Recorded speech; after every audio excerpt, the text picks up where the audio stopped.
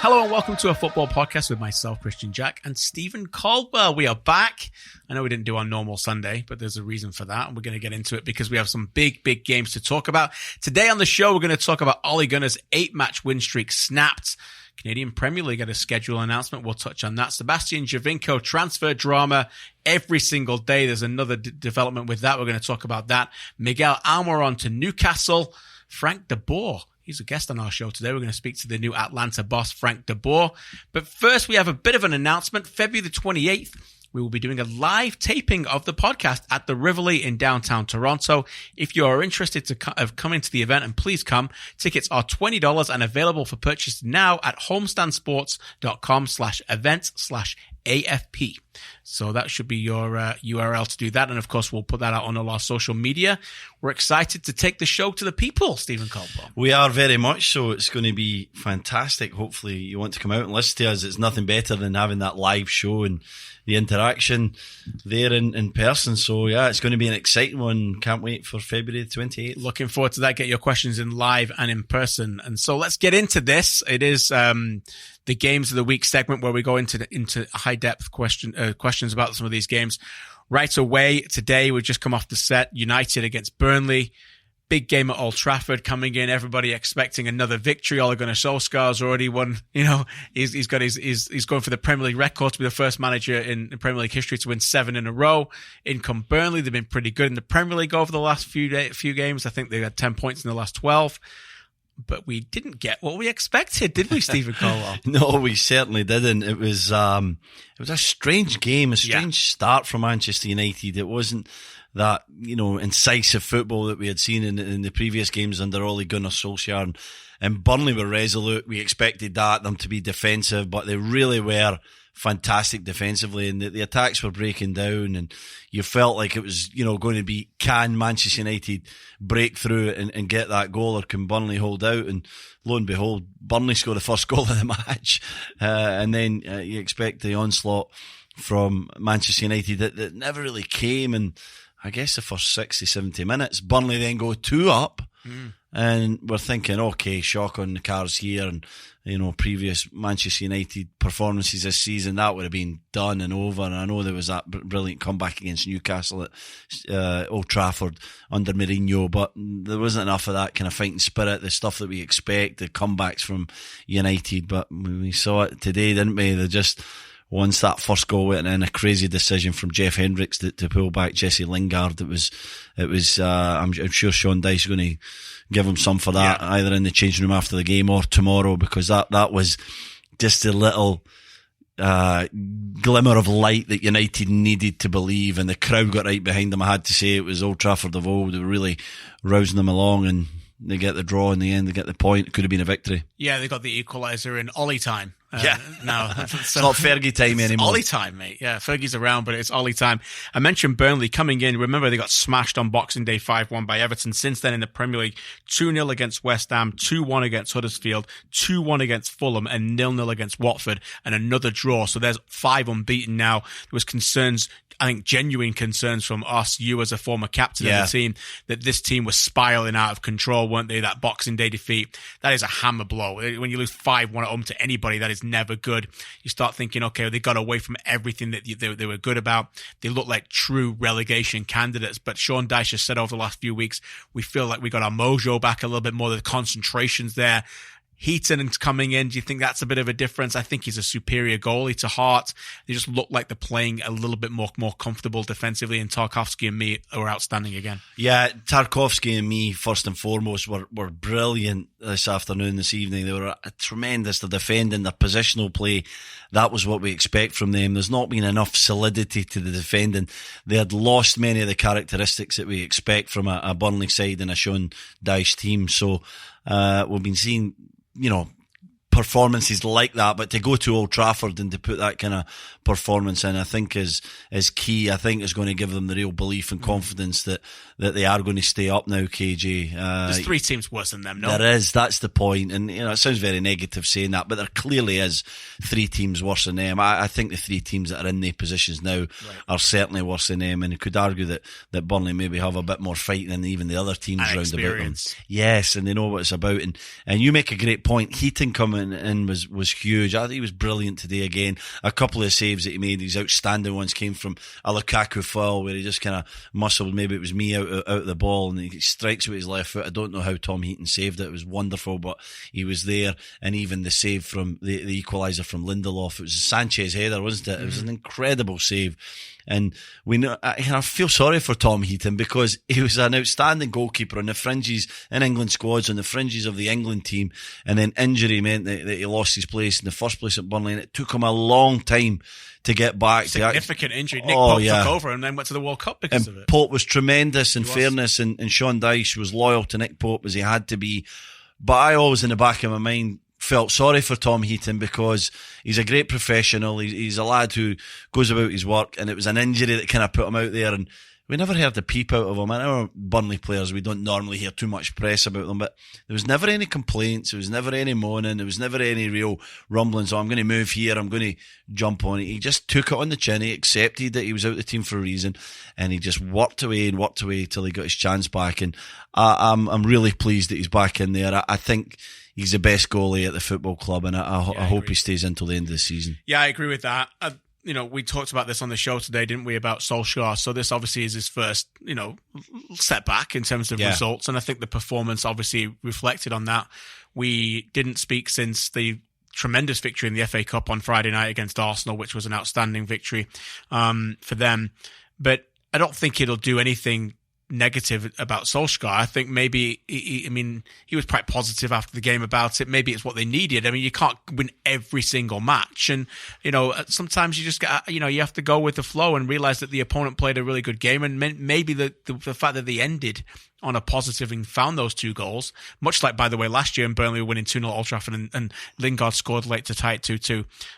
Maybe you can take that as a positive for United. Yeah, I agree with you, KJ. It's strange to say when you draw with Burnley at home that it's a positive, but I really think it was today. I think that to come back from 2-0 down and to show the resilience in the fight was another, real positive and real feather in the cap for Ole Gunnar Solskjaer. I just think that the main thing about his early managerial career at Manchester United has been that positivity, has been promoting that Manchester United way. It's such a cliche thing to say, but I think it's really important for a club of the history of Manchester United, and Solskjaer's proved that you can get some tremendous managers in with great experience, Van Gaal, Mourinho, even a guy who was at the top of the English game in David Moyes just after Alex Ferguson. But until you really know what it's like to live and breathe that football club for a long, long time, like a Solskjaer, like Fergie became,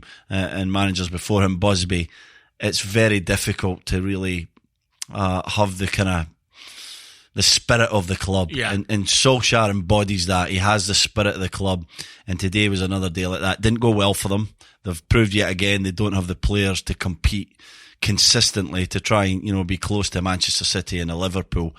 But what they have shown is they're starting to get a little bit of their mojo back, what it means to wear that shirt. People are starting to grow into that shirt. Guys that maybe even ourselves are written off a little bit, thinking that, they weren't capable of growing into it. Solskjaer said, anybody that can prove that they have the personality to stand up here and put on that red shirt consistently will be here at this football club. And I think Lindelof's a great example. We said it on air.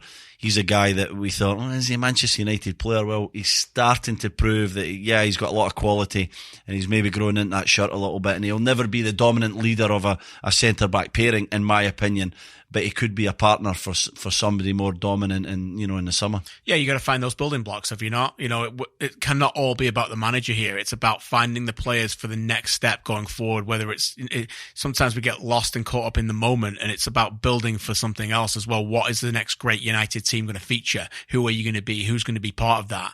Attitude and character drives performance. Yeah. And you've seen with United, that is clear. When they went 2-0 down against Burnley in the 81st minute, there was not a stadium being drowned in anxiety and anger like they would have been under the previous manager.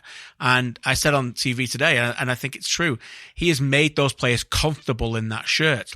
One, because he was always comfortable in that shirt and he knows what it means to be comfortable in that shirt.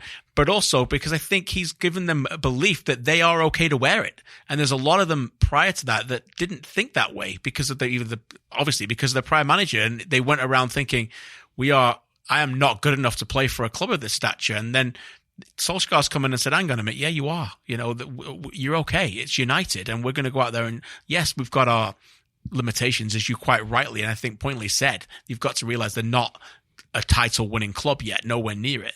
But accept who they are and go out and thrive because of it. And you can speak better than I can ever do. When you've got a manager who makes you feel good about yourself, what you can perform on the field can be second to none. Yeah, he's did that for the players, but he's also did that for 77,000 people in the stands. Right. He's made them believe, and even when that team went 2-0 down today, the fans were the ones that allowed the players to know that we're behind you. Just give us someone here and we're going to take the roof off this place. And we saw that today. They got the penalty kick, and then all of a sudden everyone looked like they thought they could win the game. It was like Manchester United of old. And I'm not suggesting for a moment here that they're anywhere near winning Premier Leagues in the near future. They need to get better players in. That's clear. But to start with that mentality and to find out the ones that you're going to keep, the nucleus of that squad that are going to come with you.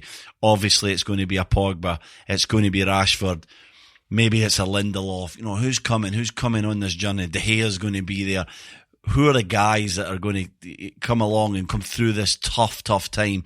And I think Solskjaer's been brilliant at that. It's sort of bringing back that confidence, allowing them to believe. We go on so much in modern football about tactics and what it means to win games and different formations and different styles of playing. Really, what we learn from football is that first and foremost, it's about believing in yourself, believing in your teammates and competing. That is it. We saw, we'll get to City in a minute, we saw a City goal that was won through a brilliant header, a great tackle, a great moment. It's not just about the technical and tactical sides of the game. It's sometimes about just standing up, pushing your chest out and saying, I'm capable here, I've got the confidence, I'm going to inspire somebody next to me to do something good on this field. And the inspiration starts with the coach, starts with the manager. At Manchester United, after the doldrums of Mourinho and underperforming from every single player, I'd say almost within that squad, they've found a man that's brought back that belief, brought back that confidence in the players, and it's been a great building block for what's going to come next. Maybe with Solskjaer, maybe with somebody else, but it's been really critically important for the football club. Manchester United fans listening, #AskAFP. You tell us who should be in, who should be out going forward for Manchester United. And I'm sure in the future, in many, many shows to come, we'll be discussing who we believe will be the part of that club. You talk about City and Newcastle, another former Stephen Caldwell team, Newcastle United. What a performance today by them. I'm going to say something now that I never thought I'd say this season. A word to describe Manchester City, and I'll see if you agree with me. I thought they were complacent today. And we're taping this pretty quickly after. I only heard a little bit of what Guardiola said. I'm not sure he would ever say that publicly anyway. Scoring a goal early in a game, let me first of all ask you this on your experience. When you score a goal early like that, I'm sure it's an enormous boost, but can sometimes it be a little bit of a negative as well right away when suddenly you think people can start maybe loosening their concentration a bit earlier than they would? For a team, by the way, who'd scored 30 goals to 1 in their last 7 games in this month. I got the feeling watching them that they were in second gear, thinking, this is done, lads. We're going to get through this easily. And then in the second half, Newcastle upped their level a bit, went a bit direct, got a little bit of a bounce here and out that went the right way. Then a mistake, and suddenly City at 2-1, they're trying to go from second gear to 6th gear in the fast lane, and they can't go through the gears. Yeah, the early goal, I think that when you score a goal inside the minute, you should never lose or draw a football match. Right.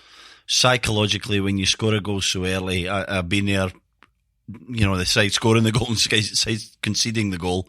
All of a sudden, the negative and positive impact of that is huge, KJ. We scored a goal once at St James's. It was Shearer. We played Manchester City and they took centre, much like today. Manchester City took the centre. and they went back and back and back, and Shearer chased down Carlo Nash. You remember the goal, and he blasted it off his backside into the net. First touch of the game for Newcastle. Yeah, I think it might have been quickest goal of the year, and in the back of the net in, I don't know, 8-9 seconds, whatever it was, maybe longer than that. But right away, I was playing in that game, and I just thought, can't get beat at home with a crowd behind you in a game like that. I just felt so confident. I've lost early goals, and immediately you go, backs against the wall today. I don't know how we're going to win this game. The psychological effect is huge. So, what a disaster for Manchester City to then be playing against, be so much better than a side like Newcastle. And that's no disrespect. I'm sure Rafa Benitez would admit to that as well. And to go a goal up and then to be complacent, you hit the nail on the head, to look bored. Mm-hmm. What a thing to say about De Bruyne and Silva and Fernandinho and Aguero. They look bored. They look like they just wanted it to be 10 o'clock and to be back on the bus driving back to Manchester. They just wanted the 3 points. You can never be complacent like that in football. You can never just expect to come away with a victory. And they sort of expected that today because of that early start. And I think Guardiola will be livid about that. There's something doesn't quite smell right with this team for me. I don't know what it is. They look like they need a spark. Do you think fatigue plays a part in it a little bit, or no? Guardiola would never say that. He would laugh at that question. He would say no chance because he thinks my players are ready always. He never did with Barcelona. He never did with Bayern Munich, and he's never done with Manchester City. He has never used that word as an excuse for anything. I mean, he rarely uses excuses. Mm-hmm. But the tempo of the game wasn't there for me. It was almost like, and I showed some clips at halftime with De Bruyne and Sterling, and they were winning the chess match of the game in that channel on the right-hand side, Sterling getting behind Richie. But one-on-ones, second balls, the desire areas of the game, Newcastle were able to match them. They can't match them in overall quality and talent, but they can match them and surpass them in desire. And I felt like they had that more than they did today. And I thought that was concerning for me. And I'll say why. I thought that Man City had that about them at Leicester as well, when they've lost that game as well already this season. And you know who doesn't have that? Liverpool. And you think about what Liverpool were able to do when they went behind at Burnley. You think about what they were able to do against Palace. You know, when they go behind or when they have those moments where they go, okay, here we go, boys. We got to step it up here and we got to go to another level. And City haven't been able to do that in certain areas this year when they've had those problems in Palace at home. When they've faced disarray, they've had a very, very difficult time getting back from that and turning games around very quickly. And Liverpool have been far better than that. Do you know why I think that is? Because of a lack of leadership. Right. I think that Liverpool have that. They have Milner. They have Henderson. Previous Premier League teams who won consistently, Chelsea's and Manchester United, Keane, could go on and on. John Terry. They have a guy that grabs the game. Yeah. And irrelevant, losing 2-0, winning 1-0, whatever it is, they sense the tempo of the game. And they're higher than their own individual performance in that game. And they call a couple of people out and they say, this is too slow. That's not good enough. And they sort of nip it in the bud before they end up 2-1 down, and then they're trying to go from second to sixth. So, it's maybe an easy thing to say, but I look at that team. David Silva leads through his quality.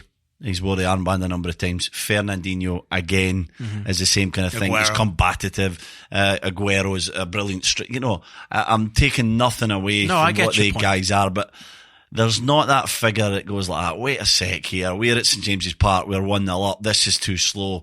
Let's change this. Let's do that. Let's kind of change the tempo of the game. They were hoping that time rolls along in that stadium. The quality would win out. The time will just roll along. We're the better side. We'll keep the ball. Again, back to my earlier point, they forgot the really important things in football matches. It's competing. It's being up for it. It's being ready. It allows you to then take whatever your style and whatever your way of playing is onto the next level. Once that drops off, everything else becomes difficult. And Newcastle were a team today who stuck to their style, kept their belief, saw a little bit of vulnerability in Manchester City, and then capitalised when it mattered. And they deserved it because of that, because they wanted it more. Yeah, great point. I've just pulled this quote up from my notebook here, and these are the words of Vincent Kompany, and he said this at the end of last season when they won the title. We have won 2 titles, and both times in the past we came back, there was an edge missing. Yeah. And only special teams retain titles. We have to become one. That edge missing that he's describing those past teams who've won under managers Mancini, Pellegrini, that was missing today. Yeah, and he's the only leader, isn't he? But he's unfortunately, Father Time's catching up. He's not good enough to play. No, because he's Stones injured now, Laporte, but he's not good enough. So Stones and Laporte are better players, far better, than Kompany, and he's getting found out a little bit at that high level. But he's a leader, and so he recognises that, and he's injured. But if he was on the park today, I think Stones and Laporte should play every game. They're the best players, but they need to find someone in their games. That's what they're missing. Can one of them stand up and become that leader? Or, where do they find that from? And it's a very easy thing to say after a defeat. Everyone thinks they're an expert and they know what. But when I look at that City side, when adversity's there, I just don't see somebody changing the game through a tackle or a screaming at someone or just an incident. I see them changing it through moments of extreme quality. They've got it all over the field and on the substitutes bench. But that's what you need at times, and that's what you need when you have a relentless Liverpool who have a Milner and a Henderson and a Fabinho and a Van Dijk. And some of them are not the greatest players, but they've got a desire and a hunger, and that's what I think is giving them the edge just now. The last thing I would say about it is today was the first time that Kevin De Bruyne and David Silva started a Premier League game together, and it's 24th game. That is a problem, and De Bruyne is still not himself. Yeah. And he's a marvellous player, and for me, the best player last season, and I know Mo Salah people would, if you're driving around your cars, don't shout at me. For me, it's just a little bit better than him, and they won the Premier League because of De Bruyne, and he's just not himself right now. No. He's still a wonderful talent, but it might be. I'm starting to wonder maybe next season might be the first time we truly get this guy through the season, stick him on a beach, take him on holiday, let him rest, and then next season might be the explosive door. Because I don't know, you're my expert on injuries, but when you come back from an injury, you just suddenly you can't just turn it on right away in any professional sport, can you? Right away, and he's still showing signs. Yeah, he is showing signs, and if I'm a Manchester City fan, I would be a little bit concerned that it's mental. I think there's something there seems to be something there between Guardiola and him, and I don't know what it is, and I hope they can patch it up because I do think they're great for each other, but I think there's something there. I think De Bruyne thinks he's at a higher level of fitness or sharpness to what Guardiola thinks. He took him off today again, didn't he?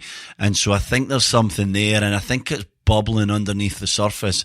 And if I was a Manchester City fan, I'd be very, very concerned about that because they need De Bruyne firing. You might be right, KJ. It might still be some, remains of that injury or a fitness thing.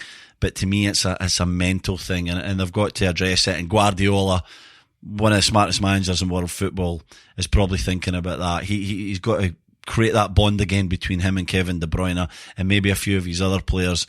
And try and get them back to the form that we've seen them in the past. Yeah, the one thing I'd say quickly about that also is that the one thing I liked about Riyad Mahrez when he came to City was that he brought spontaneity, and they were too predictable sometimes when he's not on the field. And maybe they can look at getting him. Look, they've got Arsenal Sunday. We'll be all over that game. That will be our next football podcast, and maybe we'll get a big response.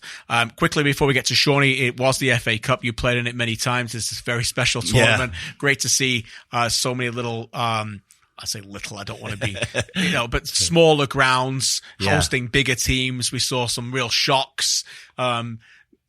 Everywhere I go now, I read and hear people trying to prove to me that, the FA Cup's still around. And you don't need to sell it to me. I'm a kid of the 80s. I love the FA Cup. But I still think now, even in an era where everyone expects the big clubs to win it, we're getting shocks galore. And now we're getting big teams drawn against each other again. It's wide open.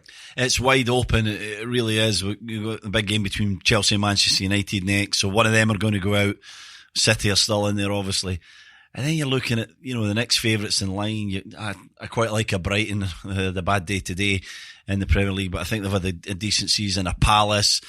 And Watford. Yeah, and a Watford. Yeah. And then what that does to maybe even their Premier League season, because the teams. I'm sure the manager's in this position where Roy Hodgson, wants to survive, but as a cup run goes longer and longer, does it affect the league form? Does it improve the league form? So you get that real dynamic that comes in there as well. So I do think the FA Cup's a brilliant tournament. I love the part that it plays, and indeed the league play, and obviously an opportunity for fans to have a trip of a lifetime. I can remember I was at Newcastle in the late 90s when I played there, but I was, not really near the first team. 98, right. We went to the final. We played against Arsenal, and then 99 we played against Manchester United to win the treble. So we're kind of unlucky there. And they all could beat us in the one before for the double, and then, we lost the treble. But they trips were amazing. I think we went back in 2000 or 2001. Chelsea beat us in the semi under Bobby. So I was kind of near the team, but I wasn't part of any of these squads, and I was as a supporter in a couple of them, and it's an amazing trip to Wembley. You'll know that. You'll have been there a few times. Have you ever been there? Not for a long time, eh? 2015. I lived it's a bucket list moment. I lived my dream. I got to the final. Look, I have a very, very complex relationship with the FA Cup. But when I was a child, my team, you mentioned them, were the record leaders of they had 7 wins. Right. And Tottenham tied it in 1991. Wow. And then, we're still stuck on 7. And some teams, I don't know, Chelsea may have like 14 or something. Arsenal have won like 4 years. So look, we'll never have that record again. But yeah, I got to the final and I went as a fan and paid my ticket. It's some experience, isn't it? There's nothing like it. I'm telling you, there's nothing. If you're a fan of a club like that, and we just mentioned some of them, to go and spend that night or that day at that game and listen to the whole ceremony before and see your team come out for the FA Cup final. I watched every game as a child. Honestly, we start at 12 p.m, wouldn't we? Up all exactly. Day. Brilliant. These were moments I remember as a child when nobody was on the streets. It's not like that anymore. I get it. But these were the days. These are the days you remember where you were when. You remember where you were when. That was the biggest moment, one of the biggest sporting days of the calendar year in the UK. Yeah. It's not like that now. And unfortunately, it's about money. We saw Pochettino talk about how important it is to get in the top 4. They lost 2 games in the cup in 4 days. Well, you get to the last 60 in the Champions League, you get £60 million. You win the FA Cup, you get 6. Yeah. So we all know why the priority is there. But as fans, we shouldn't worry about money. It's about what stays in your heart as a memory. Of course. And I have to tell this story quickly, but my greatest memory of the FA Cup was, you maybe know the year, but it was Di Matteo, Chelsea won 2-0. Was it against Borough? 38-second goal, did they beat Borough? Yeah, they did. Yeah. So I think it's 38 seconds. Yeah, so day of the game, probably shouldn't tell us because I was 14 or something, but my mum's like, I want to put a bet on. No, I wasn't drunk yet. Tipsy. No. So the day of the game, I said to my mum, can you please take me to the bookmakers? Yeah, we've all done that as 14-year-olds. Come on. So my mum takes me in and I put £1 on Di Matteo in 2-0. Fantastic. And I couldn't believe it. I don't know what the odds were, but they were like 100 to 1. That's brilliant. So it's like I was a millionaire, I felt like I was so much money. And he scores that early goal. And I think they maybe scored 70-ish minutes. Yeah. And I'm hanging on. Honestly, I'm watching the telly. I'm pacing up and down. I can't sit down. I'm just wanting this £100 that's going to last me about 9 months, Oh, yeah. And it was absolutely fantastic. And they're the kind of memories that you get from the FA Cup. I just love the build up to the game. The pageantry, the walking out, the manager at the front of the line, that amazing tournament, and I'm glad that it's still got that sparkle. There's nothing better than betting as a teenager, by the way. It's great, isn't it? There's nothing better than betting as a teenager. No matter what you do, whether you're into gambling now or not, what you win as a teenager feels better than anything you're ever going to win ever again. I won money on Grand National every year, the big horse race and stuff like that. It's great. There's nothing better than betting as a teenager. Anyway, that's our wrap up of the games. And as I said, we will talk more about that massive game on Sunday. Manchester City hosting Arsenal. And by then, boy, oh boy, will be a significant gap in the title race. Hashtag AskAFP to send in your questions. And over to our esteemed producer, Sean Kay, to go through some of the headlines. Shawnee. We got an extended week, so we got a little bit more headlines in here. But, good, let's hear them. Let's get at it. Today, we were all at the Canadian Premier League announcement. April 27th. Forge FC versus York 9. Overall thoughts on the announcement today. We were all there, and 24,000 seats at Tim Hortons Field. Are we going to see a sellout? What do you think? Wow. Sell out. I think it'll be difficult. Hard to ask that, yeah. 24,000 seats. I'm disappointed I can't get in my Volkswagen and go to the game. I don't know about you, but I'm not going to be at the game. Stephen Caldwell, you're not going to be at the game? I'm not going to be at the game, no. The reason why we're not going to be at the game is because we are employed by TSN to broadcast the Toronto FC match that day, which is also taking place in the afternoon at 3:00, I believe, against Portland Timbers. And I believe we're live on CTV that day. Yeah, we are. So it should be a good occasion. Unfortunately, Forge FC versus York 9 will be a special occasion, but it is clashed. It is clashing with that game because it is a 1:00 match. I was there today. It's great to see it. I want to start with a positive. I thought great to see so many people who care about the game we love, and that has been very good to you and I in the same room together. I hope it, quite frankly, is the kind of day that I often think back to from November 2006 when I was at the top of the CN Tower when Toronto FC launched with Mo Johnston, and they had the first 4 or 5 players there with Pozniak and many others, Marco Reda, and I hope that we look back at that as the beginning of something special. We need this league to work. And I'll let you comment on that in a second. I will say this, hosting the game at 1:00 in Hamilton between Forge FC and York 9 on a day and an afternoon when Toronto FC are playing, in my own personal opinion, is an asinine decision. It is absolutely ridiculous. Okay? Ridiculous. And nobody will tell me otherwise. Nobody can explain to me that that is the right thing to do. I get it. The people who care about CPL, you'll be there. The people who care about Forge FC, you'll be there. The people who care about York 9, you'll be there. I'm not worried about you. I'm worried about the ones who I want to care about you. Yeah. And they're not going to be there. They're not going to be there because they're either going to be at TFC or they're not going to read about it because the people you need to be there to cover the game are also going to be at TFC. Because whether they want to go there or not, and we and you might want to go there, we can't. Because they're going to be told by their employers, television companies, radio stations, newspapers, magazines, you need to go to cover Toronto FC because that is the bigger draw. That's how I feel about it. Yeah, I'm totally with you, KJ. I think it's an absurd decision to have the game on that same day. This is your one chance, your inaugural game. This is when you have the opportunity to have every fan of sport, certainly every fan of soccer in the great country of Canada, focused on this game.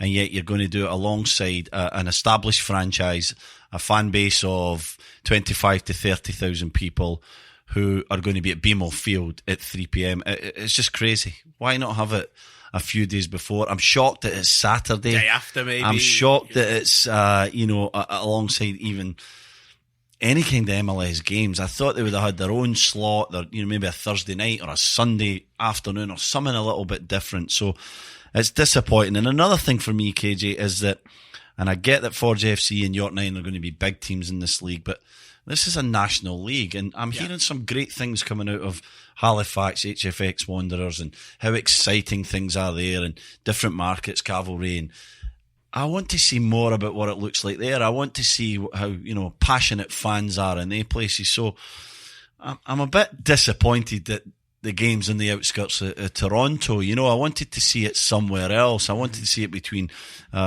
teams from there, and maybe that's just my own personal preference. But to give it a true Canadian feel. Yeah, I'm sure people listening, sorry to interrupt, and Stu, let us know. We would be fascinating to hear. One of the reasons why we love this show is because we want to be more interactive with you.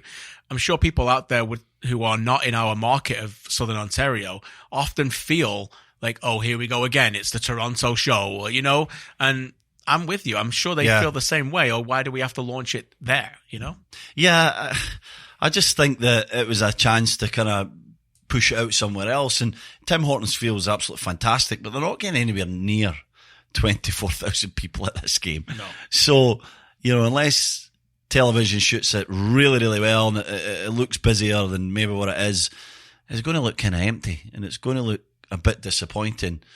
And then 15 minutes after the end of this game, you're probably going to see a packed BMO Field and an MLS content and experience that, of course, has 20 years on the CPL and a franchise that has 12 years on it, and these fledgling ones that are going to be playing. So they have a start, but it's going to look better. Mm-hmm. So why not go to Halifax and pack out their 3,000 or 4,000 seater stadium and get everyone in there and get an excitement, build something, or play it on a different day and maybe get everyone along. The people like you mentioned that have a conflict on that day because of their duty to cover the MLS game. It's disappointing because I'm like you. We are absolutely behind this league. We 100%. Know it's important for kids to develop and to have a place to play beyond 3 MLS teams. We want to support it. We're there. We're going to give everything to try and support it in every way. And we certainly don't want to be two of the naysayers or everything's negative and that. We're not like that at all. We just think this is a strange decision to play on April 27th, just before TFC. And we hope that, it's one of very few minor mistakes that CPL makes in its first season. The Vancouver Whitecaps had a busy week. They announced a new kit that's a throwback to their Soccer Bowl days. They signed 4 new players. Derek Cornelius, Canadian international, one of them. We'll talk deeper when we get to our preview show later in the month. But what do you think of these decisions, and what do you expect from the Caps this year? Yeah, it's great to see them signing players. The kit, by the way, is glorious. It's beautiful, isn't it? Yeah, I love it. Yeah, it's one of those kits where you go, please never change it again. But obviously we have to change kits as often as we do now. I mean, there's some encouragement there. I have to say, it has a bit of a championship manager Whitecaps feel right now, where you just take over a franchise and just gut out the team, don't even play a game, and just sign all these players from all across the world and just throw them in a algorithm and hope that it works. And unfortunately for the Whitecaps, they're not algorithms, or maybe fortunately, they've got to play on the field together. Yeah. I've always been skeptical of any team. Fulham in the Premier League, a great example, QPR a few years ago, where you try and rip up everything and start again right away. Interesting, I think in my own discussion with Mark Dos Santos on one of the interviews I've done with him already, the word rebuild did come out. I think it's clear that they are rebuilding, and expectations are going to have to be moderate because of that. But he's also saying we want to get in the playoffs. So we'll find out just how close they can get to that. But yeah, look, it's, as you said, with previous show, we're going to get into it really in detail. There's rumors of other players coming in as well, Hwang and Kamiri. So lots to discuss, but lots to prove as well. Yeah, it feels a little bit like an expansion franchise, doesn't it? With the changes and not just personnel, but it sounds like a real change in the way that they're going to play, which I think is pretty interesting, because when we look back under Carl Robinson, there was a great deal of success for the Vancouver Whitecaps, and in the end, it was clear that, there was going to be a change. There needed to be a change. Things had run their course, and Carl Robinson was going to leave, and someone else was going to come in. So, that's life, that's football, that's what happens. But to try and transition and change so quickly, and so clearly is not that easy. So I just hope that Mark Dos Santos get some time, time to have some teething problems and to try and create this new style. I don't know a great deal about the names. I've not seen them play very often. Cornelius, we obviously know, and I like that signing. And Venuto seems like he has a little bit of pedigree. Mm-hmm. He's a winger, and he's going to be exciting. But it's not that easy to come to this league and adapt. And when you're asking 6, 7, 8, maybe 10 players to adapt, KJ, it's concerning for me, because, it's difficult to gel at any level. You mentioned the Fulham, and these guys are top level players, and a lot of them even have English experience. But when you're asking guys to come from all over and come and play in MLS and gel, you're asking for a little bit of trouble for me. Again, I hope I'm wrong. I want the best from the Canadian teams, and I hope they get up and running really quickly. But I see some teething problems in the early stages. Nick Hagglund moved back to home in Cincinnati, and Gregory Van der Wiel was sent packing back to Toronto. A little bit of thoughts on that, and do you believe that Toronto FC will replace either of them, or were they sort of just needed to go anyway? I think they'll be replaced. Where do you want to go, mate? Hagglund or Van der Wiel first? Two very different, contrasting viewpoints. Well, let's say first and foremost, Nick Hagglund was a brilliant servant. You can say this. Yeah. Well, I know Nick well, but you were his teammates. So well, I'm very good friends with him, and it's for a reason, because I just appreciate everything that he is as a human being as a football player. A class act, a great influence on a changing room, a lad that came in. To say he was green was an understatement.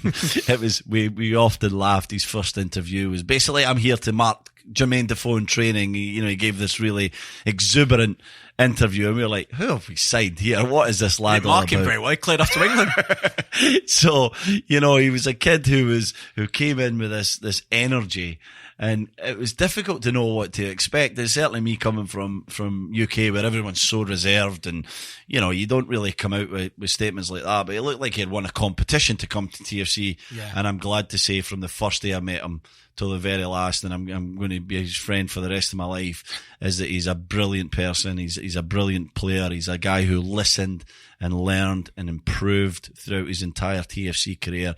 He's became, in my opinion, he's an MLS Cup winner, and he's an out-and-out MLS player for me. Cincinnati, I've got a brilliant player and also a brilliant man, and so I'm disappointed to see him leave Toronto, because I'm not going to see him as much from a personal point of view, but I'm glad for him because he needed to leave. He was never going to be in the Greg Vanney's favourite 11 at TFC, and it was time for him to go and establish himself back home, I must add, and to create a partnership and become a day and a week in, week out MLS player, because I think he deserves that. Yeah, I agree with that. Can't really put it any better. A player who maximizes everything he possibly can, to a player who maybe didn't, in Gregory Van der Wiel. And, this came as no surprise to me when I broke the story about Gregory Van der Wiel, being sent packing out of training camp.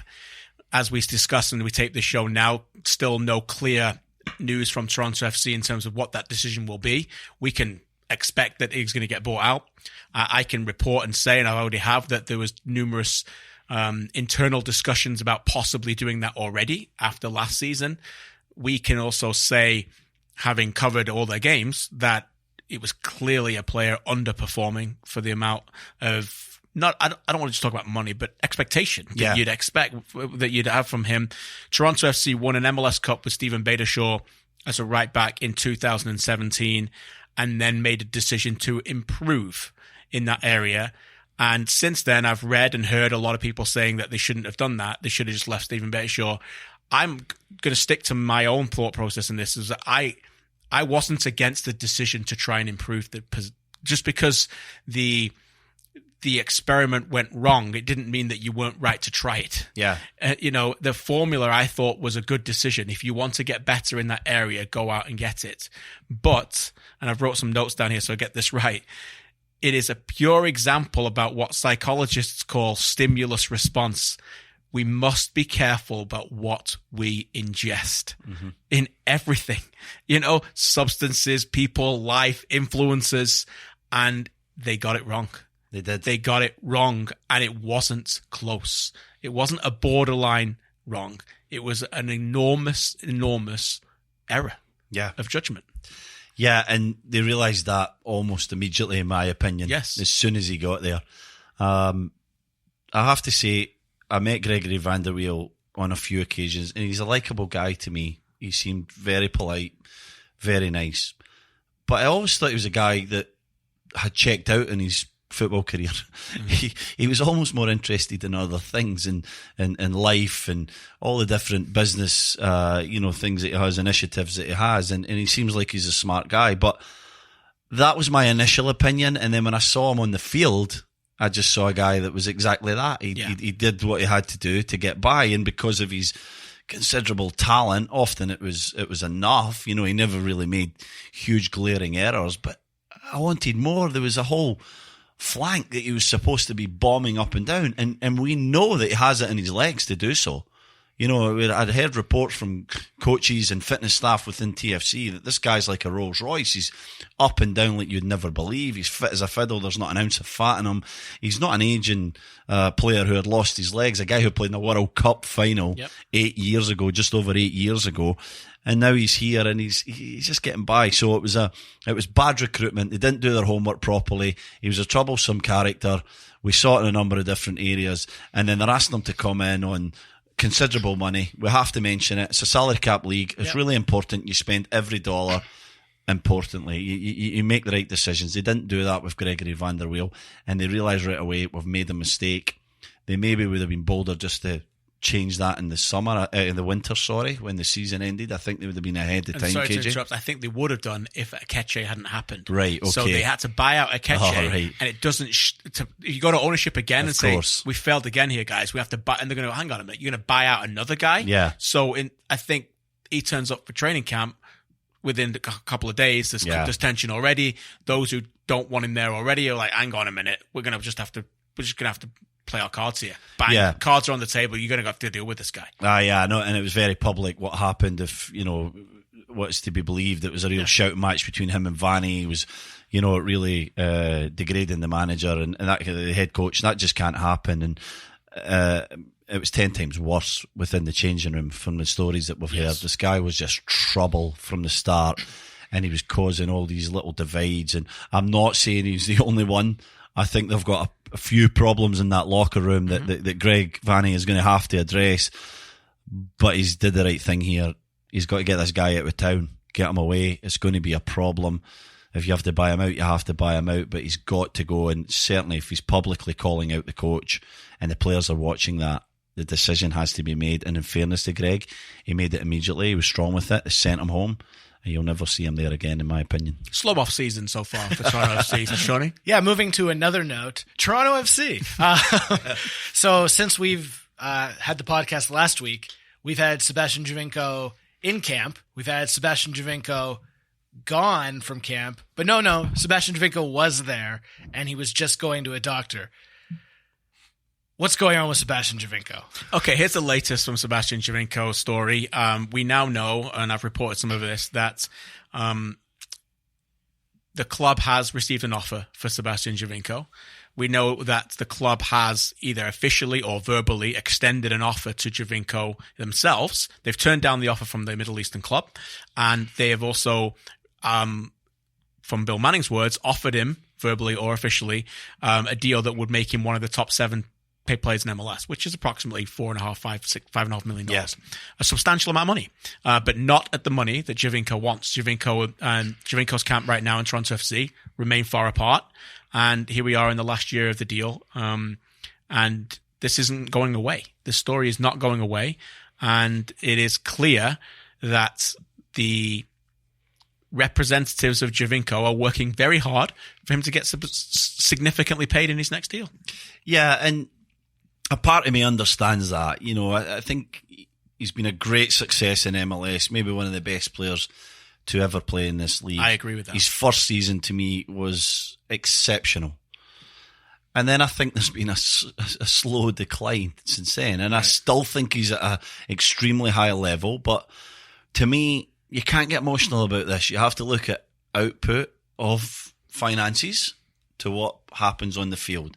And to me, it doesn't make sense. We know Toronto FC are a team that are trying to transition from... It doesn't make sense to pay him. No, okay. It doesn't make sense to pay him, in my opinion. The age that he's at, what we're starting to see on the field, the number that he demands, that he wants to be at, the same as before, or possibly even more. So to me, what Bill Manning said is exactly the right way of going about it. We still want you to be here. We've paid you substantially for 5 years. You're 32. You're coming up for 32. We're going to pay you a bit less. And we're testing how much you actually want to be at Toronto. Maybe that means extra years. Maybe he stays at the playing contract till he's 35. I don't know the ins and outs, but I think it's the right thing to do from the club. But I also understand the player's point of view, and I understand why the agent's pushing this. So back to where we were 2, 3, 4 weeks ago when we said, come out and be clear. Toronto FC front office have to come out and be clear about this. Give him an ultimatum. Tell him how it is. If he wants to be difficult and he doesn't want to play, then we're going to move you on. This is what it is. Or play out your contract and let's see where we are at the end of 2019. And it needs to be a lot clearer. Instead, we're just hearing different reports. And Bill Manning's came out now and he did a show on TSN 1050 this morning, and he was a lot clearer than he has been. But that could have been done 3 weeks ago. Don't you agree? Yeah. No, I would say that. I would say this also, just to clear up some logistics. And I've obviously played a little bit of part in reporting some of these stories. So Sebastian Giovinco has an option for 2020. Yeah. Now, I'm hearing it's a mutual option, which is basically nothing. It doesn't mean anything. So why is that important? Jose Altudo's contract does not feature an option and is out of contracts by the end of the 2019 season. We know, talking about European football many times, that a player within 6 months of his contract can sign a contract with another club. They can sign another, and they can leave. So I want to know, and I've tried to find this out from both sides, whether that can happen with Giovinco. And from my understanding right now, yes, it can. So the option is meaningless. Right. It's similar to what the Camilo situation was a few years ago when he just decided, no, I'm not going to stick around, I'm gone. So now we're facing this scenario as well. We're facing a scenario where both these assets to the club could start the season, play out the season, score goals, and sign for other teams in the middle of the season where you need to substantially get back into becoming a winning franchise. Yeah. And they could be signing for other teams. Yeah. So that's something I think they need to think about. And I don't think they've thought about it enough. The other thing is that it is February almost. People who listen to this, it will be, some people. And the season is starting in less than 3 weeks. Yeah. And these discussions are still going on. And they're not going away, Stevie. No. They're not going away. And so you got to either decide what's going on now or, you know, if you're willing to play it out and you're willing to stick to your number, you've got to put up with the consequences and the repercussions of that. And that might be watching these players underperform and leave in the middle of the season. They might leave in the middle of the season because Giovinco did it for Juventus. Giovinco let his contract run out and then they signed a pre-contract with Toronto FC and Juventus said, no, go. Because Giovinco was an emotional man as he is now. And one of the first words he said when he came to Toronto was, I feel the love here. I feel I'm part of family here. And I didn't feel that in Turin. So that brings us all full circle, guys. It's similar to how he's feeling now. He's not feeling the love.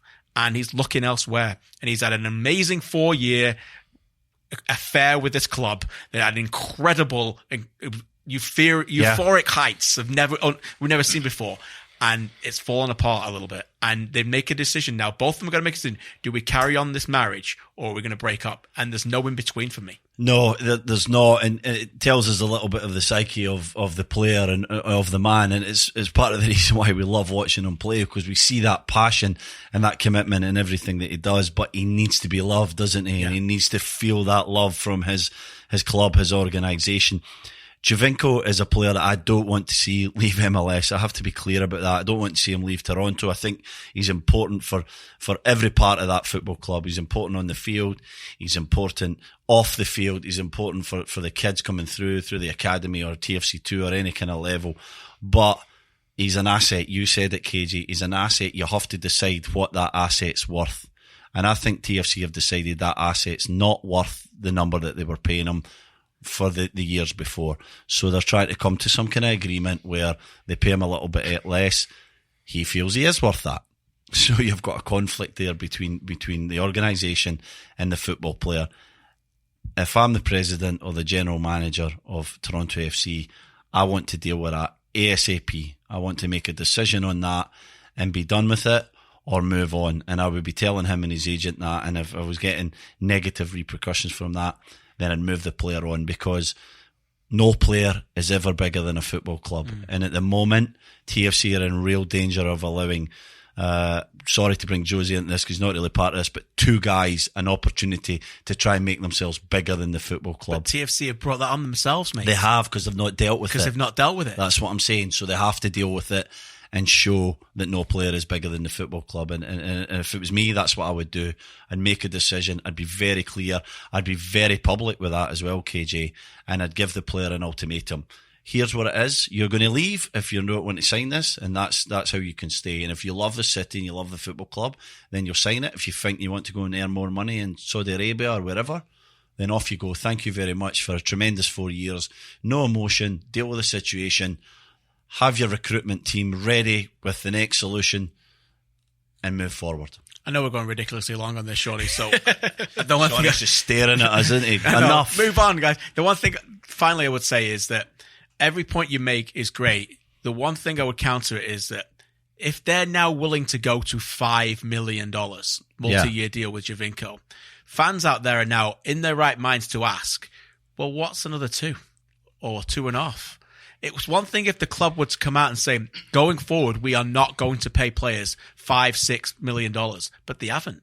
No. So we had a discussion on this very show where we say, what is the replacement value of him? So if you're willing to pay Sebastian Giovinco $5 million a year with no transfer fee for a 33-year-old player that you still believe can shine for 3 years, who are you going to go get to replace him? And can you get him without a transfer fee? Because if you go out and get a player and say, yeah, he's going to be as good as Giovinco, we'll pay him $3-4 million. Yeah. And by the way, he has 10-15 on a transfer fee. People have every right to go, why don't you just keep Giovinco? You should have just kept him and paid him the money instead of the transfer fee. No, I disagree with you. I'm going to try and explain why quickly, because more than any other league in the world, this is all about a number on a player's head, and it's whether he fits into the conventional salary cap, he's a designated player, he's a targeted allocation player. You have to be so precise with your dollar amount that if you decide he's a 4 million player, and by the way, this TFC lost a lot of money when they won the MLS Cup, so they're trying to get to a sustainable franchise that can make money, or at least not lose so much. So there is a clear initiative there to reduce that wage bill. So you've got to reduce it somehow. You decide what his number is, what you'd like to keep him at. And if he stays for that, he does. And if he doesn't, you move him on. Second point, your recruitment has to be spot on. We've saw in Atlanta, they get it right.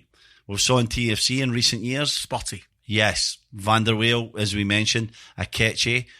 Vasquez was terrific, and I think that they did the right thing in moving him on. It was the right time, but you got to get the recruitment right. You got to be ready with the player to replace him. Otherwise, there's going to be a lot of angst from the terraces, and it's going to spill onto the field, and it's going to be a big issue. So I think they're right in having that number in mind and trying to stick to it. You're just testing your quality of staff and the ability. You better get it right. You better get it right, because if you don't, there's going to be big problems, and there's also going to be a lot of animosity from the support. Could talk about this all night. Sorry, Sean. Apologies for everybody listening that the show went long.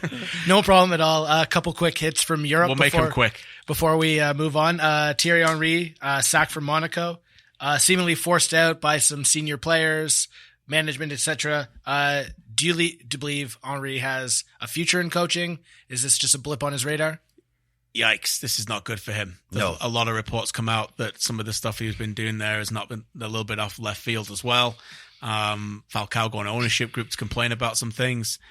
I feel like he does have a bit more of a future than Gary Neville, but his Sky Sports pundit basically is almost done the same thing as Neville here. Yeah, I'm worried for him. I think that it's the age-old story where you get a world-class player who has too big an ego and can't really adapt to management, and I see that a little bit here, and it's way too early to write him off, but this is not good for him, and I don't know how he can ever survive this, to be sacked so quickly, for him to go back to it seems like the previous guy in Jardim, to ask him to come back. It's just awful for him, isn't it? I mean, the team's young and aging in the wrong direction and young in the other direction. It was never an easy place to go into. Look, I know whenever you get a new job, it's because something's gone wrong, because someone's got fired for it, but it's just, I think you got to be careful what you pick.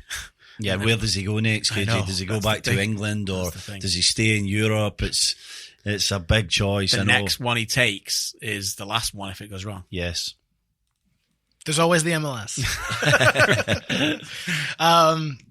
Report today sounds like Almiron to Newcastle is all but done for a record £20 million. Do you see him fit at Newcastle, and do you see him fit in the Premier League? Yes and yes. I think it's an outstanding signing. Unlike Danny Mills, we can talk because we've seen him. For those who saw the Danny Mills quote on Twitter, I don't know what he's like. I've never seen him play. Embarrassing. Look, he'll be a player that the educated fan base at St. James's will fall in love with. An explosive player who I believe will not, he'll not hide. Even though I think he'll be arguably their best player immediately, he'll be able to drive forward a lot. That left foot can open the game up really well. He has an eye for the final pass, works really hard, can play out wide as well as a number 10. The only thing I would say, if there is a negative, is that there's been a lot of history of South American players going to the northeast of England and suddenly wanting to go back to London. that's just, I mean, we can say that because we love the place. We've spent a lot of time there. You've lived there. This is not a slight on that. That is just a fact of history. But I do think Almiron is a terrific player that can play at a Premier League level very well. Yeah, when you go to Newcastle or the North East, you have to understand the people and the geography really quickly.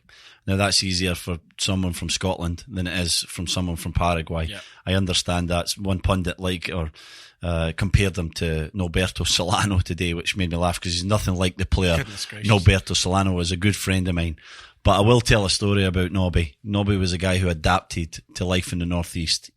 His wife's now from Newcastle. He still lives there. You know, obviously he's back and forward to South America, but he still lives there most of the time. And the best ones go there and they embrace it, KJ. So that's the key for Almiron.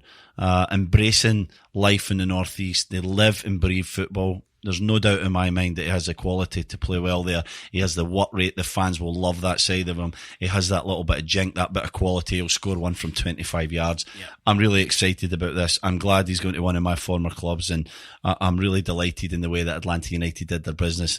They proved that they are the outstanding team in MLS at the moment, and from top to bottom, just the way they go about their business. They could have crumbled, they could have accepted less dollars. No, this is what it costs, and we're going to hang in there. And we got 4 DPs, and we don't care. We'll come to a solution. They're doing things so professionally. I love it, and I'm excited about the future of MLS. Just when I see a franchise like this in its second season, going into its third season, doing things properly. Absolutely. Class right from the top. Maybe he can be the next Julio Giorgio from Harry Enfield. Played well, like terrible Geordie accent, sorry. Google Julio Giorgio for those of you, many of you, the 99.9% of you who are listening have no idea what we're talking about. Apologies, but Julio Giorgio is very funny. Talking of Atlanta United, recently I was in Orlando and had a really good chat with their new manager, Frank De Boer. And I hope you listen to it, because I hope you enjoy it, because there's a lot to like about here, including, by the way, Frankie de Jong, who is off to Barcelona. Frank De Boer tells me a great story about how they discovered him and how they signed him at Ajax, much about the football, the way it goes right now as well, and the modern day football. So here is a part of my interview with Frank De Boer.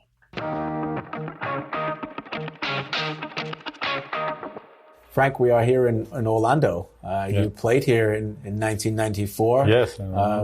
Good memories. I guess any World Cup is good. Yeah, that was fantastic. We were quite close, from here, stationed at Lake Nona, golf resort. Mm-hmm. It was fantastic. And and also everything around was good organized, like the American can do. And so I have good memories. I also some bad memories, because it was so unbelievable hot sometimes at playing days. It was like 40, 45 degrees on the pitch. And that was quite suffering sometimes. But I guess playing in a World Cup is a pinnacle, is it not, for a player? Yeah, no, the World Cup is for every player the highest level you can perform. And 94 was, of course, my first time. And if I go back and, do some feedback over that tournament, I thought, okay, they didn't saw the Frank De Boer they should have seen. Because, of course, I was 20, just went 24, and I didn't play really bad, but also not good. And at the end, the last game against Brazil, I didn't play. I think Jan Wouters played, and but overall, I wasn't satisfied about my performance. The Dutch team right now, it looks like it is turning around with a lot of good young players, good young Ajax players too. Yeah. How excited are you to watch this young team? Yeah, very excited. Of course, I know those players quite good. Matthijs de Ligt, I knew him already when he was playing in the under 12 or something like that. I remember that Dennis Bergkamp was his coach at that time. So I saw him, developing. Also, Frankie de Jong, I remember that we trying to sign him when he was like 16 years old. And Mark Overmars, the technical director, said, I have Frankie de Jong now in my office. Can you just pass by, as a head coach of the Ajax team? And I did. And of course, I heard already good stories about him. So I tried to convince him to come to Ajax, because this is the best step he can make for his career, and he listened well. How proud are you of them now, as many people are looking at these players as maybe going on to Barcelona? Yeah, I'm very proud. It shows you, that if a good academy is very important. It's the lifeline, especially for smaller leagues. And of course, it's a pity they probably after 1.5 or 2 seasons they are going to leave our league. But still, you can also be very proud of it. That we still, as a small country, we developed that kind of talent. Can they be the best the world? Can they be legitimately world-class players? Do you think for a very long time they're that good? I think they can. Also, if I see how character-wise they are built, I think they can. You lived it. How big is mentality? Yeah, I always say, mentality wins over talent when talent doesn't have mentality. So, and I think both players both have those both things. So for me, I have no doubt that they will be world-class players. The Dutch have a few already. Virgil van Dijk has been absolutely magnificent for Liverpool this season. We do the Premier League on TSN. How impressed are you of Virgil, and what makes him so special?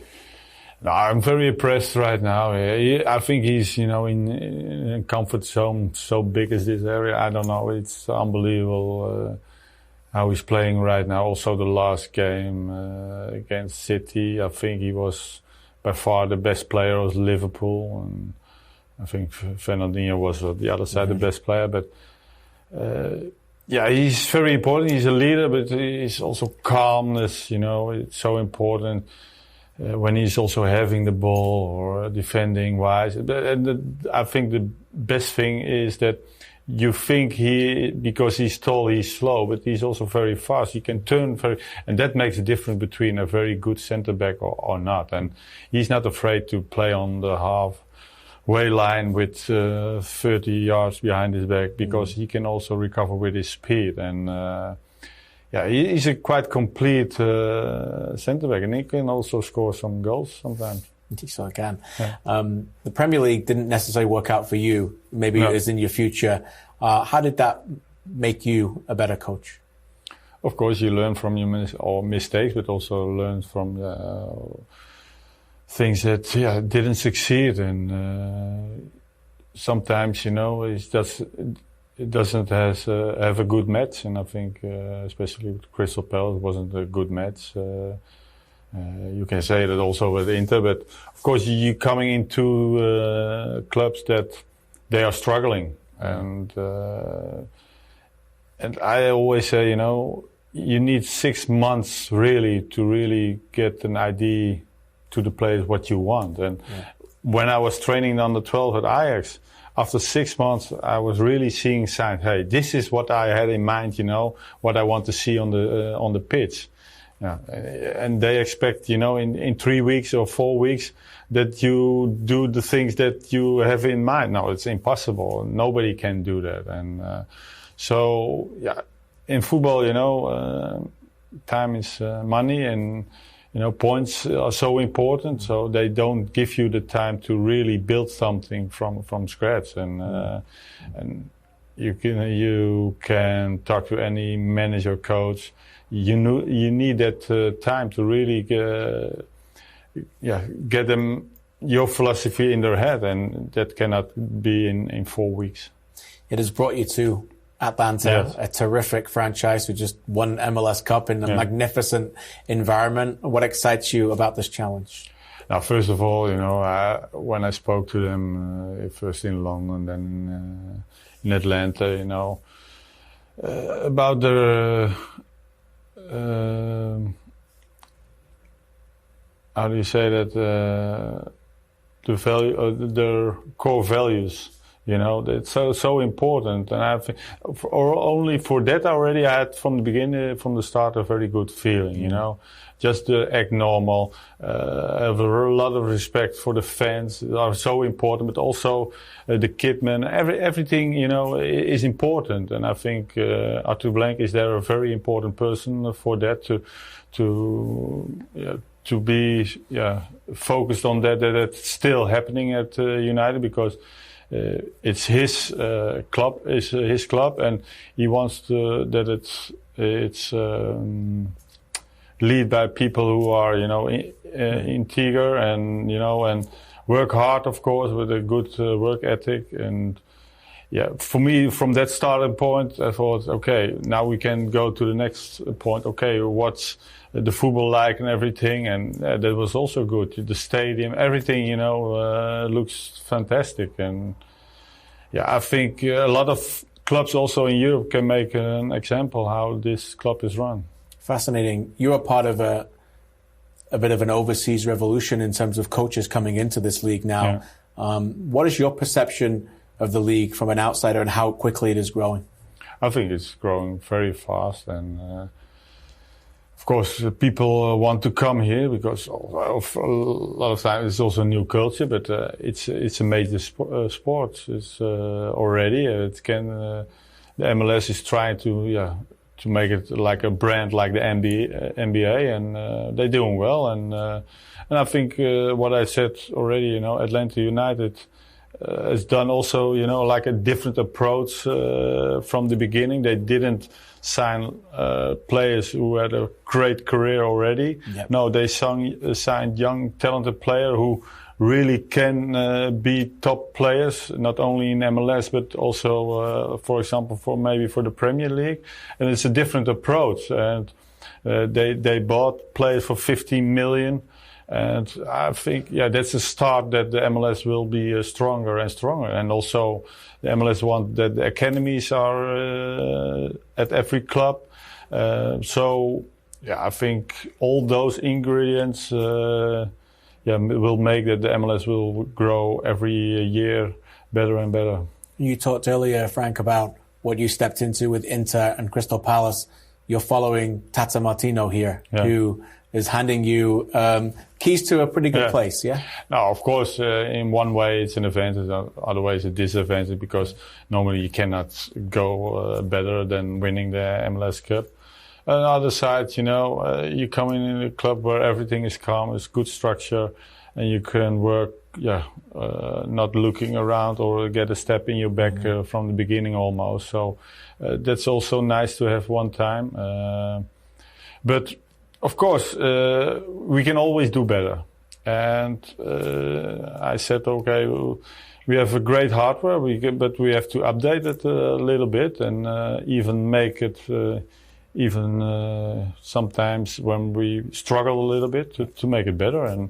But it's also going to be a much harder season than last season, because everybody expects that we win. That's a different approach, also mentality-wise. We're going to play CONCACAF Cup. We have a USA Cup. So we're going to play every 3-4 days. We have a game. And also the players have to be mentally prepared for that. So it's a great challenge, but it's not easy, that's for sure. But you play tactically quite similar to Tata in terms of your beliefs in the way the game should be played. That will help, yes? Yeah, of course, that will help, and that's why probably they chose me as to be the new head manager. So, but still we can do things to improve. But Tata did a fantastic job, and big compliments for them. By the way, on that final question, and thanks for your time.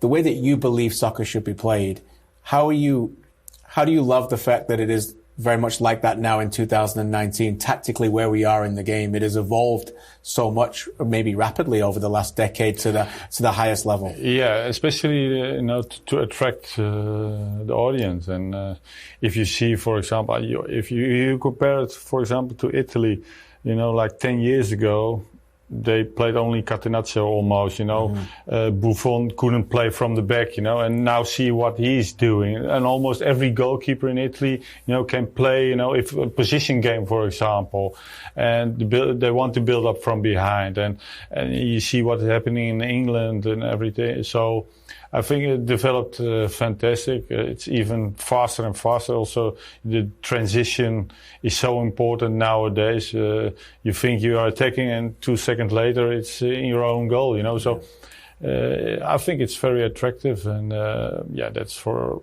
all parts is fantastic. For television, for fans, for the clubs itself also. Frank, I could listen to you all day talk about soccer. I know time is precious, but it's great to have you in Major League Soccer. Yeah, I'm very excited. It's great to bring your wisdom here, and congratulations on the hire, and good luck for 2019. Thank you very much. Fascinating chat there with Frank De Boer. A man who's done it all, he's done, and the pathway from Dutch football to the top level of Barcelona. Interesting. I spoke to him just, a few days before Frankie de Jong made that move, but it's great just to hear of a guy who's lived it.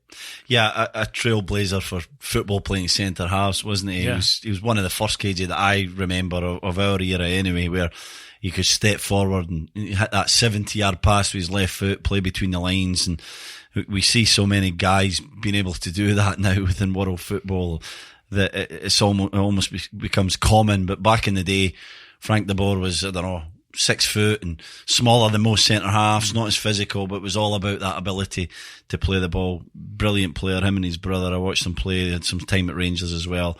An inspiration to me, someone that I like to try and take parts of his game. I was never anywhere near it, but I wanted to be a bit cultured on the ball as well. So I'm delighted he's in MLS. I think he's a good manager, KJ. I have to say that. He had a poor spell at Inter Milan where it was very difficult, and then obviously a really poor spell at Crystal Palace where he was under the microscope from day one, and then, pushed out of town a little bit too early, maybe tried to change things too quickly. So be interesting to see how he's developed, mentally, and what he wants to change going into Atlanta and into MLS. And I hope he's going to be a great asset for the league. Yeah, really smart hire. I think it fits the mold, Sean, of what they've brought in. And, you talk about that 70-yard pass. I have to say that one of my favourite goals of all time, Dennis Bergkamp, 1998 World Cup, and who hit the 70-yard pass? De Boer. Frank De Boer. Shorty, time for hashtag Ask AFP. Remember, we love to listen to you guys and hear from you guys and make it interactive. We want to talk to you more about it. It's one of the reasons why we created this podcast. Hashtag Ask AFP. Get your questions in and we'll answer them every week, Sean. Yep, just make sure to follow us at a football pod. Dylan Dyson asks, what are your favorite football cliches? He thought of this while Steven mentioned banana skin team. I've always been a fan of get stuck in, and that's from Dylan Dyson. Oh, wow. Banana skin, I love that one. I say it way too often. Yeah. Football, some cliches that stick with me are ones that really gripe me a little bit, like schoolboy defending. I always feel bad for the schoolboys. Because I don't know. Some of them are great defenders. Some of them are great players. I'm like, when you hear Gary Birtles, my favourite analyst, Gary Birtles. You love Gary, Gary Birtles, who travels on a time machine from the 80s to broadcast every game that he does now in 2018. He's just mad at the world, and he's just so annoyed. Everything's rubbish. Schoolboy defending out there. I'm like, well, I'm pretty sure some good kids play schoolboy defending. I don't know about you, but I'm sure, when you played schoolboy. And I know, but I know one that really gets on your nerves, so I'm going to tell you this. Journeyman. Journeyman, yeah. That's just a disrespect. Premier League journeyman. There's a million, pretty good 100 million people that like to be a Premier League journeyman. How hard it is to become a professional player, and he's a journeyman. I always think that's a little bit. Any more than 6 clubs, you're a journeyman, I don't like that one.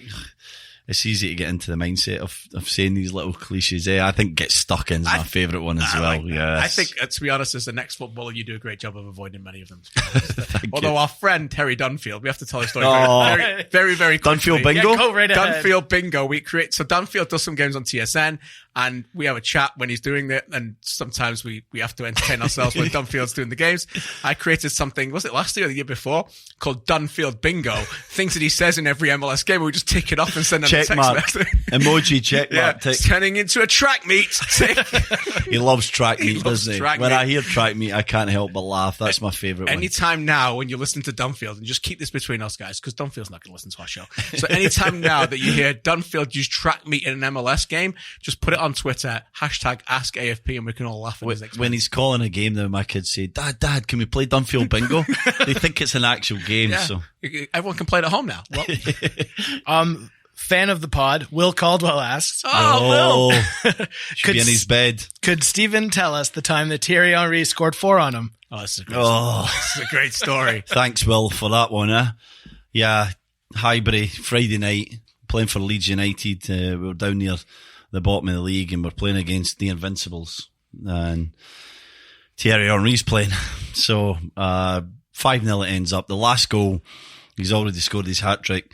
He's going through and goal. Gary Kelly trips him up. He's fallen to the ground and he still manages trips him up. It's like karate kicking him at this point. He's going down, KJ. He's going I remember down. it. Yeah, you remember it. He's just trying to assault him. Yeah, he did. He's like, I can't let this guy score another goal. And he stubs his toe, it seems like, into the turf, over the shoulder of Paul Robinson into the back of the net for his fourth goal. And we come inside, and for anybody who's been to Highbury, you'll know the road's right next, or Old Highbury, you know the road's right next to where the changing rooms are. Literally, there's a wall, and there's glass windows where the fans are all walking by, and you hear the noise, and, you know, everyone's cheering. It's the home fans, and we're sitting there in silence. We're devastated. Our coach was Eddie Gray, great Scottish player in Leeds United, legend. And Eddie's standing there and we're waiting for him to speak, but we're all just kind of got our heads down. I'll never forget, after about 5 or 6 minutes, he just looks up and he looks at every one of us and he said, "We didn't play that bad." And we looked at each other and we're sort of nodding. We actually played all right and we lost 5-0. The best team I've ever played against by a country mile, and the greatest player I've ever had the pleasure to share a field with. So Will Caldwell, I'm delighted I got to experience that, because there's not many that can say they can. Yeah, Will, keep working hard and you might one day do that yourself. John Cash asks, can a team be really considered the best in Europe by winning a 7 games Champions League if they haven't won their 38-game domestic league? Wow, I like that question. You know what? This is something that Stevie and I have discussed on air many times over the last few years doing the Champions League on TSN with Real Madrid, because Real Madrid have established themselves during this era, 4 out of the last 5, of being the Champions League team.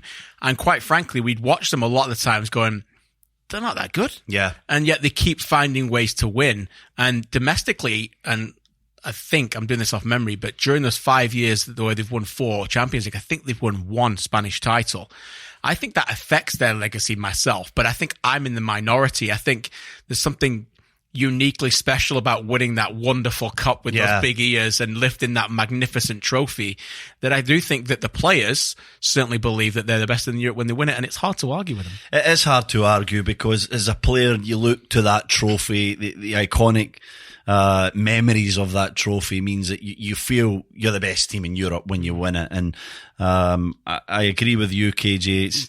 You could argue, if you have a team like the Invincibles, who obviously never won it that year, but went a full domestic campaign without losing a game, or many of the great Barcelona teams that maybe just lost in moments, you could have called them the best team in Europe that year. But it's a unique competition, because when it gets to the sort of nitty gritty, and I'm talking about the knockout stages, it's about moments, isn't it? Because we did last year's tournament with Bayern Munich and Real Madrid, and they're finely balanced. We thought Bayern Munich were the better team, they're going to get it done, but Real Madrid find moments when it really matters, and that is, a measure of greatness and a measure of a team with everything about them, technical ability, but heart and desire, belief, and fight and belief, and confidence and team spirit and teamwork. And I think once you take all that together, and when you think about all the little moments where you just thought they were going to break and they managed to find a goal from Marcelo or Benzema or whoever it was always somebody different. Was it Ramos? That adds to their big special. Save from Navas, a goalie that maybe we're a bit critical from. We think there's maybe 5, 6, 7, 8 better goalies in the tournament, and he finds a save at the right time. You've got to call them the best team in Europe. Perfect. Dan Getz asks, why does a goalkeeper like Romero agree to be a backup at Manchester United when he almost never plays? How is this helping his career? Well, Dan, I might be the wrong person to ask this, but not one of your favourites, Romero, is because it? Because Romero's rubbish. I'm sorry, he's rubbish. He's a rubbish goalkeeper. I don't want to hear, he would have been Argentina number 1 because he was injured. Doesn't make him good. So I think that's why he's a backup at United. And how does it help his career? I don't know. It doesn't really help his career, but there's a lot of goalies out there that just become substitute goalies for their whole careers. But I always find that if you're really good enough, you'll find number 1. I think you should be number 1 wherever your level is. And I have a gripe against goalkeepers particularly, because they wait years and years. Sometimes a player has to wait 6 months on an opportunity, even a year, but then eventually to me, you have to go and play. I was at Newcastle and I was playing anywhere between 5 and 15, 20 games a year. And to me, that was never enough, KJ. And I wanted to go and establish myself somewhere. So I dropped down a league. I went to Sunderland, and I went between the two leagues for my entire career because I needed to play. I wanted to play. And you get some goalkeepers who stay at their club for a long, long time, and they know, he must know deep down that he's never going to play ahead of David De Gea. So why is he hanging around there? His career's flowing away. Whatever we think about him, we think he's a pretty average goalkeeper, but he could play at a lot of pretty established clubs in Europe. Yeah, go and play, go and find a team, go and play football, because before you know it, you're going to be too old. You're going to be looking in the mirror and you're thinking, what did I do for 5 or 6 years to play a few Europa League games or the odd Carabao Cup game? It's not enough to me. Romero should leave. He should have the desire to leave and the ambition to leave Manchester United. Trevor Ellis asks, after watching Sunderland on Netflix, had him wondering, Stephen, can you share some stories about your time there, about the championship in general, and how does TFC and MLS compare to the championship?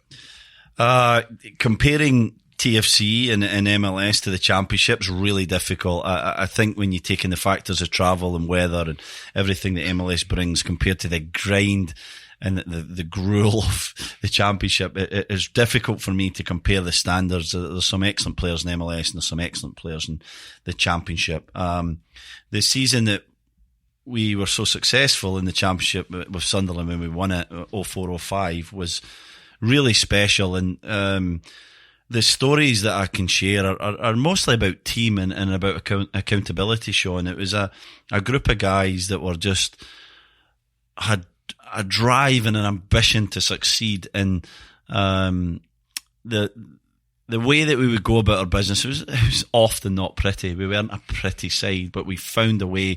We had a lovely mix of experience and Gary Breen and Jeff Whitley and Carl Robinson, Thomas Myra, Mark Poom, 2 terrific goalkeepers fighting out, and then we had this group of sort of 20 to 24 year olds, myself included, some coming from higher Premier League teams that were looking to establish a career and to play every week, like I just mentioned earlier. Stephen Elliott coming from Manchester City, and then Liam Lawrence, who's coming from lower leagues, and Dean Whitehead, who went on to have terrific Premier League careers and professional football careers in general. And so that blend was magnificent. And lastly, we had a manager in Mick McCarthy who was the leader of that group, the guy that brought everything together, and he did that through a pure honesty. Anyone that knows Mick McCarthy will know what I'm talking about. He can't go through life without being honest. Whether he's a broadcaster, he's a manager, he's a player. That's what he's all about. And it was about calling people out. A quick story: we were at Watford. It was maybe November. Horrible game, KJ. Raining. We should have won. Watford were mid-table. We were up near the top. We drew 1 each. We never played very well. We come in at the end, and Mick's, terrible and shocking. He's just going through us. And I'm a 24-year-old player, and I was getting madder by the minute because I knew what we put in the game, and I just felt, it was a point. It would have been easy just to kind of lose that game 2-1. And I stood up and I said, Gaffer, we gave our best, and you never know, that point might become important. And the minute I did it, I looked round and he was staring at me with that Yorkshire, and I thought, oh, he's going to kill me. I got scared, and my teammates couldn't get further back into the wall. They were just like pinning themselves back. None of them was standing up to come and help me, and I'm like, oh, here we go. And my face was red, my voice was shaking, and we had it out, and we had this little, kind of argument and discussion in the changing room. And the next day, I was worried about coming in, and I came in and I looked at Mick. How are you, Steve? How are you, Gaff, on that? Completely forgot about. Perfect, yeah. He was a guy that never held a grudge. He understood what was needed to win. He knew nothing was ever personal. It was just 2 people that wanted to win. And there's countless stories like that. It's not just about me or Mick. There was countless stories. 2 players face to face, half time, 0-0 at Stadium of Light, going to kill each other because one never stayed with a runner that resulted in a throw-in in the last third. This was a changing room where, if you didn't have a personality, you could wilt very, very quickly. And I loved every minute at KJ. I learned so much from the guys, Gary Breen, Carl Robinson, Jeff Whitley, and guys that were my same age, just brilliant characters, and I miss every one of them. Stays with you forever, no? Yeah, it does. And by the way, watching Sunderland till I die and continuing to keep an eye on their results, quite frankly, I don't think they have enough of those people right now to get back to where they should be, because Sunderland are a football club in the doldrums, and hopefully get back to the Premier League where they deserve to be for many, many years. That's it for today's show. Thanks to Stephen Caldwell again. Enjoyed that, mate. Thank you, KJ. That was brilliant. Yeah, thanks to Clay, thanks to Dylan and Sean, and thanks to Frank De Boer. And a reminder, February 28th, we'll be doing a live taping of the podcast at the Rivoli in downtown Toronto. If you are interested in coming to the event, tickets are $20 and available for purchase at homestandsports.com/event/AFP. We'll put that out on all our social media platforms as well. Please come, please talk to us, and rate and review the podcast. We really appreciate you listening to it, and give us your thoughts on this, and we'll chat with you on Sunday.